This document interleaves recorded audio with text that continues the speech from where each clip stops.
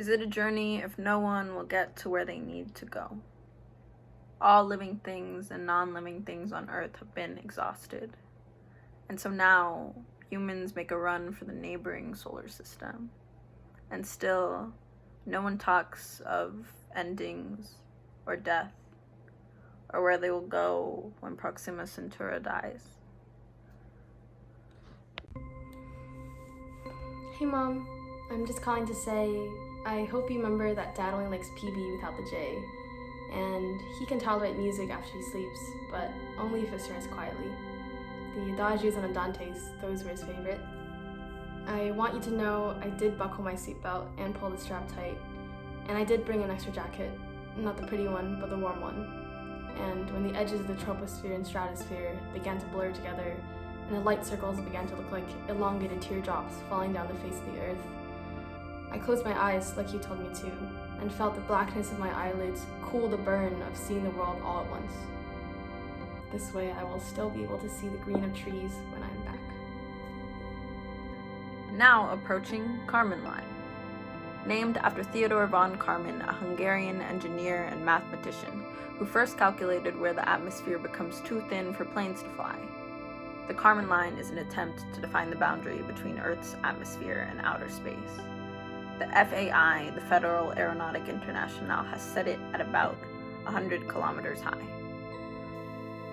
The night before I boarded, you asked me, will there be clouds where you're going? Will we be able to rest on a bed of grass and stare up at the sky?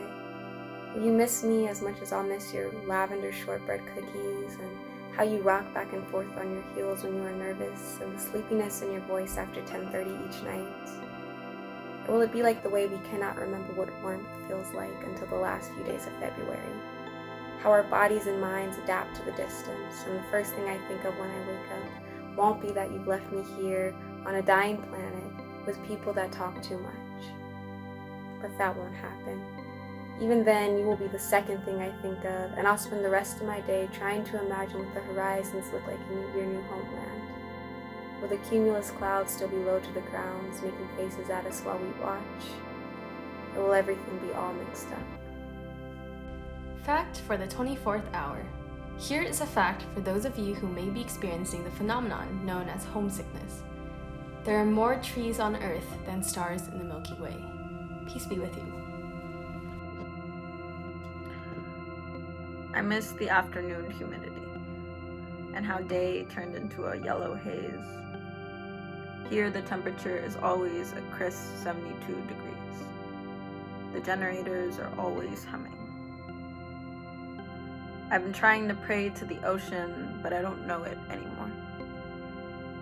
Or how it looks. Or how it's doing. I miss being the kid who took photos of the tide rolling in. A deep blue.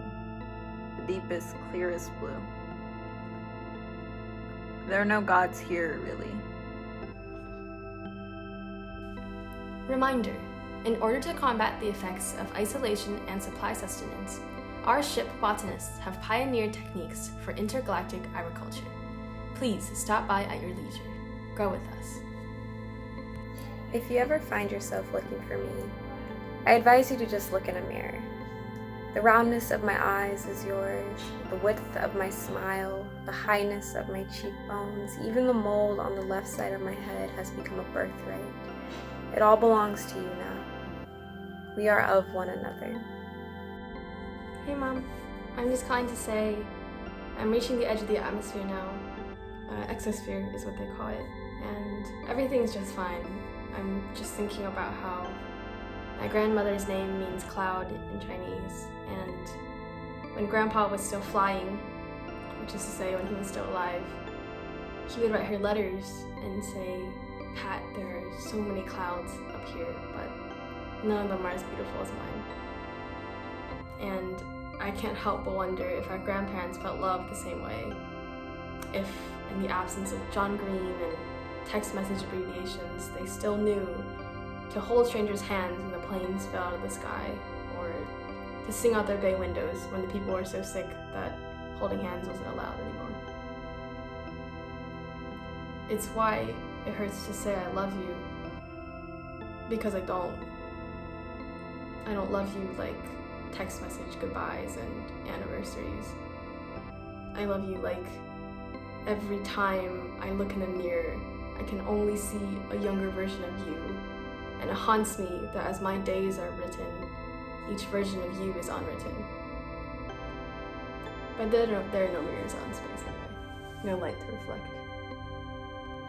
Reminder, ridge, radiation, isolation, distance, gravity, and environment.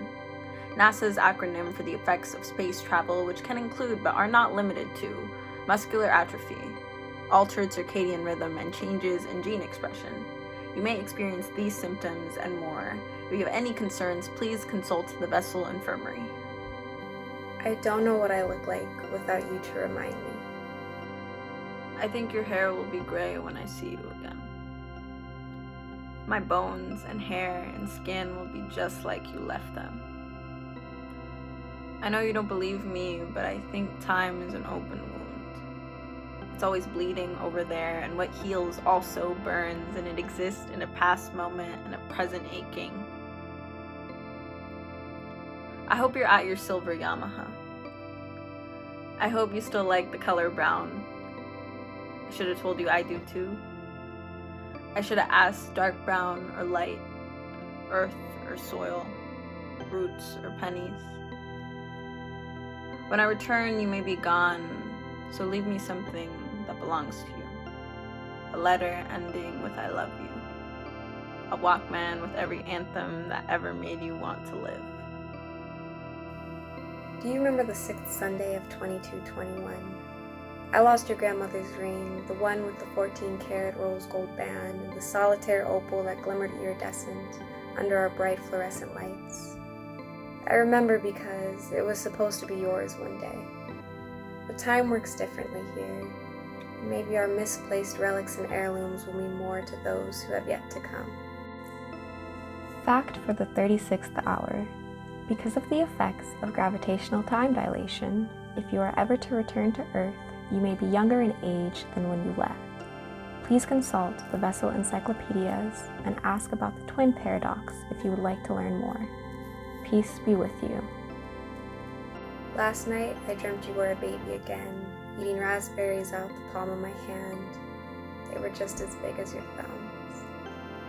If I ever return, there will be another you, a you who is older, more refined like sugar, who understands what it means to cause pain out of love, but until then, you are only ever slipping through my hands like honey. Do not weep. I will not hold you any longer. Hey Mom, I never told you about the first boy I ever loved, or the first girl I wished I could love, because how could I when you were always far too smart for courtyard crying and bus stop yelling the way I lived it?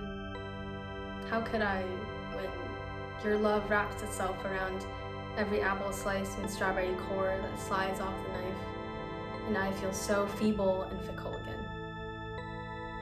Even the Big Bang could not resist creating black holes, but you, the universe, would laugh at how you outsmarted it. It's a debt, Mom. You taught me how to save, but not how to repay. My whole being is a debt that I give and keep taking from you. Let's just pretend time is a perspective, so I can sit behind you and watch you peel grapes, green pulp oozing into the bowl, your hands alone more self-assured than my entire being. If time is a perspective, then Einstein explains why you look my age and I feel yours, why you are not just me, but every isotope of me, all my sticky lovers and cities I wept over, all the missed buses and overpriced groceries, night skies and galaxies, they all begin and end, and begin and end, and begin and end, and come back just the same. With you. Let me take us into dream time so we can spend 4 lifetimes on the beach before lying down in the dirt together. Tell me you're not going to run away again. Tell me you'll run in the opposite direction of wherever the world is ending. And I hope you'll tell me about my sister's slip-ups, and all the firsts. I hope you'll tell them their hands can save whole solar systems.